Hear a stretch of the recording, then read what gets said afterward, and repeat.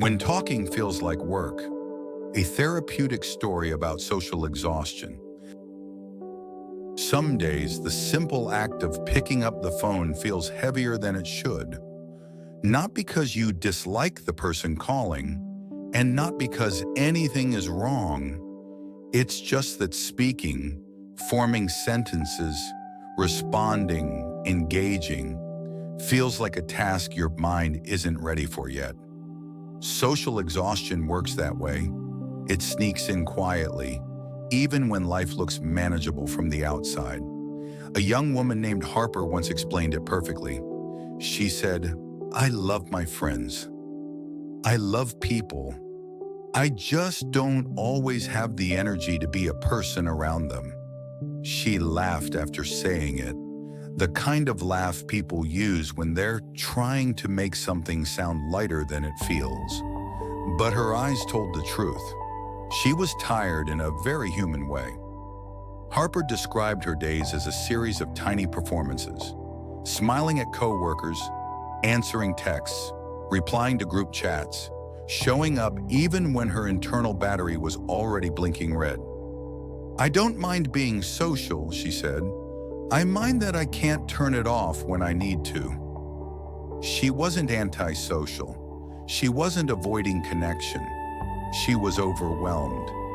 Social exhaustion doesn't always come from dramatic situations. Sometimes it builds from the soft pressure of constant availability, the expectation to respond quickly, the feeling that if you're quiet for too long, someone will worry or misunderstand or take it personally. Harper felt that pressure everywhere. "I'm scared people will think I don't care," she admitted, "but sometimes I just need silence." Silence for her wasn't isolation, it was recovery. I asked her what happened on days when she forced herself to be on anyway. She sighed and said, "I feel like I'm wearing a costume, like I'm saying the right things, but not actually here." That feeling isn't rare. Many people who appear socially comfortable from the outside are quietly running on empty inside. The world around us is louder than it used to be. More notifications, more conversations, more expectations to multitask emotional states. It's no wonder so many people feel drained. Harper said she used to think something was wrong with her. "Everyone else seems fine," she said. "They talk all day and still have energy left. Why am I like this?" But comparison rarely tells the truth. Not all exhaustion is visible. Some people are better at hiding it.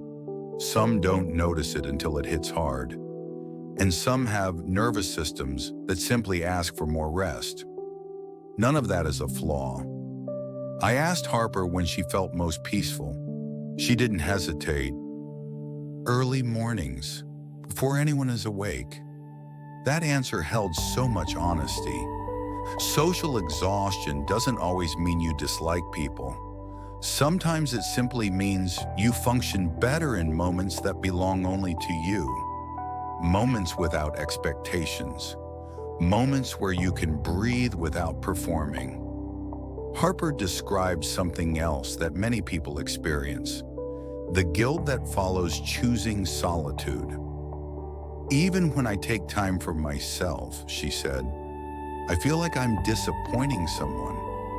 This guilt, I told her, is often rooted in the belief that our worth is tied to our availability. If you're not responding, if you're not socializing, if you're not contributing, you fear you're failing. But rest is not failure. Quiet is not selfish. Recharge is not retreat. Harper looked relieved when she heard that. Almost like someone had finally said something she'd known all along, but needed permission to believe. Over time, Harper began to observe her energy, the way some people observe weather patterns. She noticed the moments when her body tensed during conversations. She noticed when her mind drifted even as she nodded politely.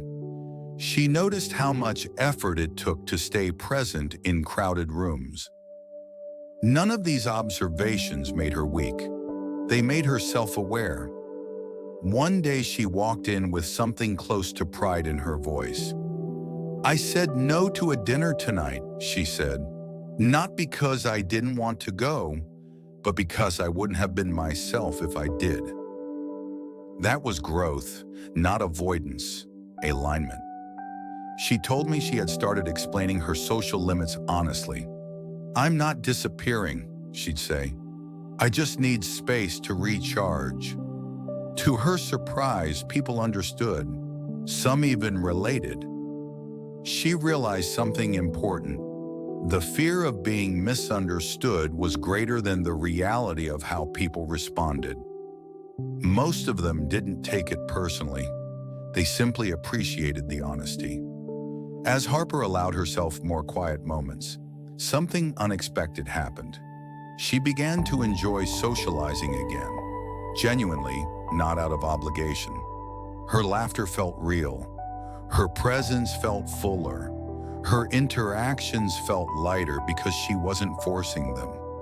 "I didn't know rest could make connections better," she said. "Rest doesn't just refill energy.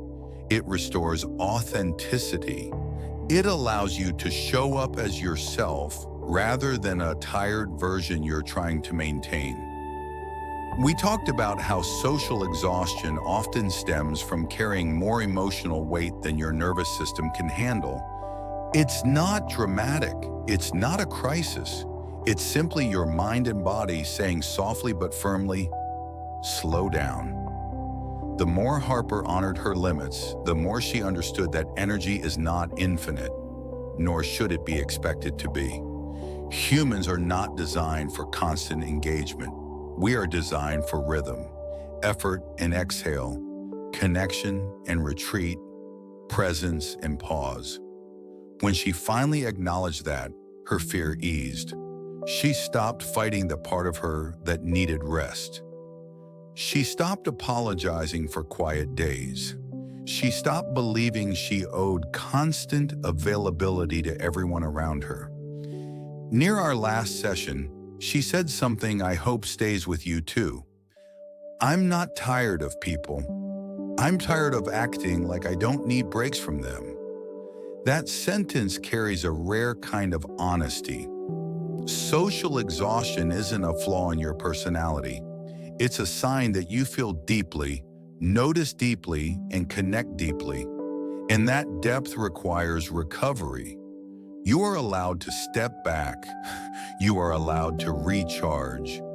You are allowed to choose silence without guilt. You are allowed to say, "Not today." Your relationships won't fall apart because you took care of yourself. The right people won't leave because you needed rest. The people who matter will understand. Many of them are tired too. If speaking feels like work today, let yourself be quiet. Not forever. Just long enough for your mind to breathe again. Your voice will return when it's ready. And when it does, it will sound more like you.